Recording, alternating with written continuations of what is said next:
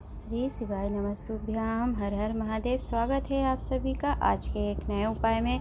आज के वीडियो के माध्यम से आप यदि शरीर में आपकी खुजली हो गई है या शरीर में किसी भी प्रकार के चकत्ते पड़ते हैं अर्थात स्पॉट पड़ते हैं तो उसका एक बहुत अच्छा शिव महापुराण एवं श्रीमद् देवी भागवत पुराण वर्णन करती है कि सूखे बेले की भस्म को जो कि माघ महीने की गुप्त नवरात्रि पड़ती है उसमें किया जाता है या आषाढ़ महीने की जो गुप्त नवरात्र आती है उसमें करते हैं तो आपको संपूर्ण फल मिलता है और आपको रोगों से कष्टों से मुक्ति अवश्य प्राप्त होती है।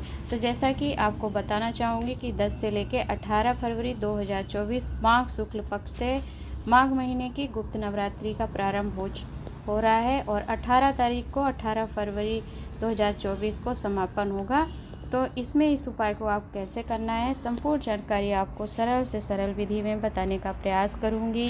वीडियो या चैनल पर पहली बार आए हैं तो चैनल सब्सक्राइब अवश्य कर लीजिएगा और वीडियो आपके लिए थोड़ी भी उपयोगी रहती है, लाभप्रद रहती है, ज्ञानवर्धक होती है तो वीडियो को और लोगों तक भी पहुँचाने का प्रयास किया करिए। वीडियो को लाइक एंड शेयर ज़रूर करिएगा। देर नहीं करते हैं, चलते हैं हम अपने उपाय को जान लेते हैं। उपाय करने से पहले जानने एवं समझने से पहले आपको गुप्त नवरात्र का क्या महत्व है और माघ महीने की जो गुप्त नवरात्रि होती है उसमें कौन सी देवी की आराधना होती है, कौन सी देवी का जन्म एवं प्राकट्य हुआ है, तो इसका महत्व आप जानेंगे तो उपाय भी आपको करने में सरल लगेगा और आपके उपाय के प्रति विश्वास एवं श्रद्धा बढ़ेगी। तो जैसा कि आप सभी जानते होंगे कि हमारे हिंदू सनातन धर्म में 4 नवरात्र पड़ते हैं और 4 ही श्राद्ध पक्ष पड़ते हैं जो कि अलग अलग भाव से होते हैं और अलग अलग माह में पड़ते हैं। तो माघ महीने की जो कि अभी 10 से 18 फरवरी 2024 में गुप्त नवरात्र पड़ रही है माघ महीने की, तो वो त्रिपुरा सुंदरी माता के नाम से आती है। अर्थात इस नवरात्रि में त्रिपुरा सुंदरी माता का जन्म हुआ था। त्रिपुरा सुंदरी माता के प्रागट्य की कथा एवं उससे संबंधित उपाय का मैं वीडियो डाल चुकी हूँ। यदि आपने अभी तक उस वीडियो को नहीं देखा है तो चैनल पर कृपया करके उसे अवश्य देखिएगा। तो माघ महीने की गुप्त नवरात्रि जो होती है त्रिपुरा सुंदरी माता के नाम से आती है। चैत्र महीने की जो नवरात्रि आती है वो कालरात्रि माता की होती है। अर्थात चैत्र नवरात्र कालरात्रि माता का प्रागट्य होता है। शारदीय अर्थात कुमार अश्विन माह में जो नवरात्र पड़ती है वो ब्रह्मचारिणी माता की होती है, उनका जन्म होता है। और आषाढ़ माह की जो गुप्त नवरात्र होती है, देखिए गुप्त नवरात्र 2 होती है अर्थात इसमें गुप्त रूप से देवी की आराधना करी जाती है, एक माघ महीने की, दूसरी आषाढ़ महीने की। तो आषाढ़ी नवरात्रि जो होती है वो आदि शक्ति की होती है, माँ जगदम्बा की होती है। इसमें माता की जितनी भी विद्याएं होती हैं, जितनी भी योगिनियाँ होती हैं वो सभी प्रवेश कर जाती हैं आषाढ़ी नवरात्रि में। तो इतना महत्व होता है इन चारों नवरात्र का। तो नवरात्र सभी उत्सव से एवं हर्षोल्लास से घट स्थापना आदि करके पूजन करते हैं, परंतु 2 गुप्त नवरात्र माघी महीना की एवं आषाढ़ी नवरात्रि जो होती है इसमें गुप्त रूप से ही माता की आराधना करी जाती है। तो चलिए हमने जाना है कि ये गुप्त नवरात्रि का क्या महत्व है।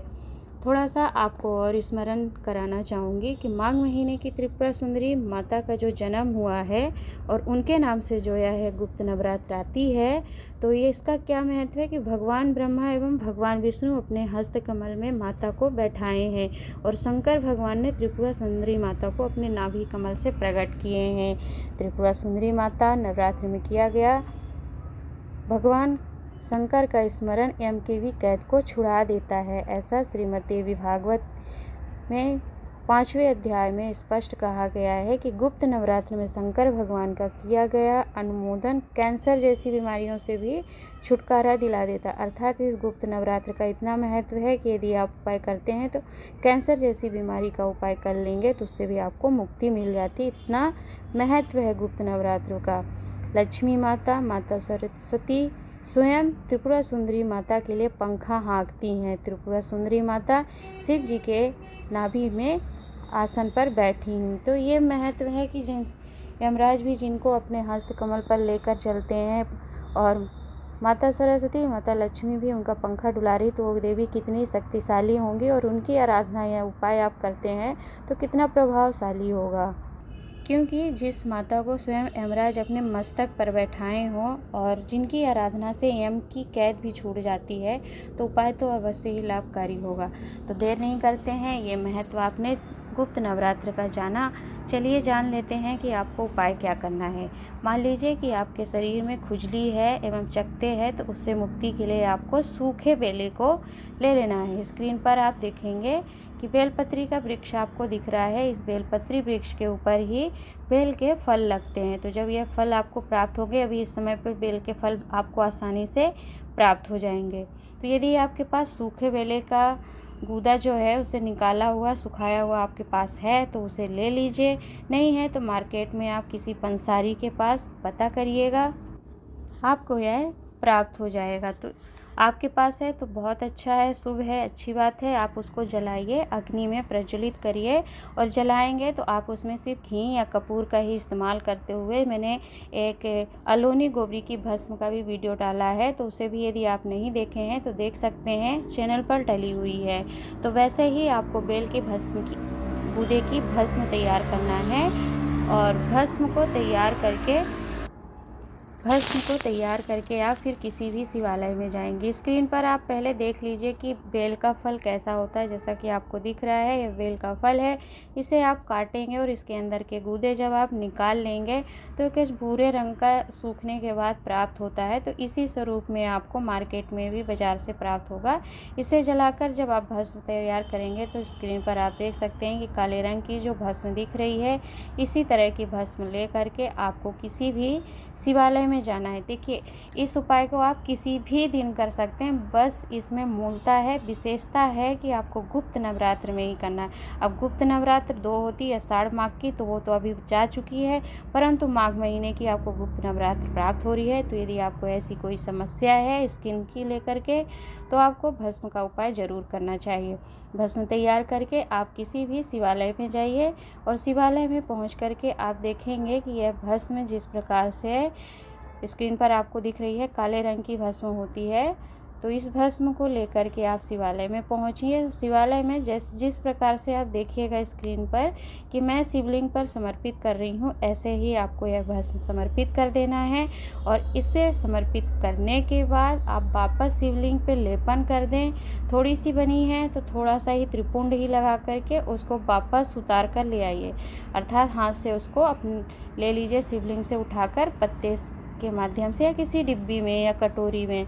और जब घर आप लेकर के आ जाएंगे तो इस भस्म को आपको 15 दिन के लिए सरसों के तेल में डालकर रख देना है। समझिएगा मैं क्या कहना चाह रही हूँ कि भस्म आप शिवलिंग पे चढ़ा दिए, वापस उसे उतार कर ले आइए और जो सरसों तेल होता है या किसी डब्बे में सरसों तेल डाल करके और यह भस्म उसमें डाल दीजिए और 15 दिन के लिए इस तेल को रख दीजिए। फिर 15 दिन के बाद जहाँ पर भी आपके शरीर में चत्ते हैं, खुजली होती है या कुछ दाग धब्बे निकल जाते हैं या सोराइसिस जैसी ऐसी कुछ तकलीफ़ है आपको, तो उस जगह पे इस बेल के भस्म के जो तेल सरसों का आपने तैयार किया है डालकर उसे आप उन स्थान पर लगाएंगे जहाँ जहाँ पर आपको ये चकत्ते या खुजली होती है।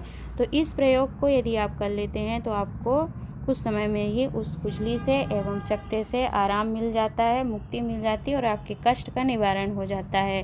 तो इस प्रयोग को अर्थात इस उपाय को केवल गुप्त नवरात्र में ही आपको करना है, अन्य समय पर यह उपाय नहीं किया जाता है। इस उपाय को आप गुप्त नवरात्र माघ महीने में कर सकते हैं और आषाढ़ माह की जो गुप्त नवरात्रि आती है उसमें 9 दिन में किसी भी दिन आप बेल की भस्म को चढ़ा करके समर्पित करके उसे सरसों के तेल में रख कर और अपने तकलीफ वाले स्थान पे लगा सकते हैं। इस उपाय का वर्णन पूज्य गुरु जी ने अपने तृतीय दिवस की श्री शिव महापुराण कथा, जो शिव शक्ति शिव महापुराण कथा श्रवण करवाई थी 11 से 17 फरवरी 2021 में 2 गुप्त नवरात्र में ही, तो उसमें वर्णन किया था, उन्हीं उपायों को श्रवण किया था। तो आपको सरल से सरल विधि में बताने का प्रयास किया है। आशा करती हूँ कि वीडियो आपके लिए लाभप्रद एवं उपयोगी रही होगी। तो आज के उपाय के लिए इतना ही, मिलते हैं हम एक नए उपाय के साथ। तब तक के लिए श्री शिवाय नमस्तुभ्याम, हर हर महादेव।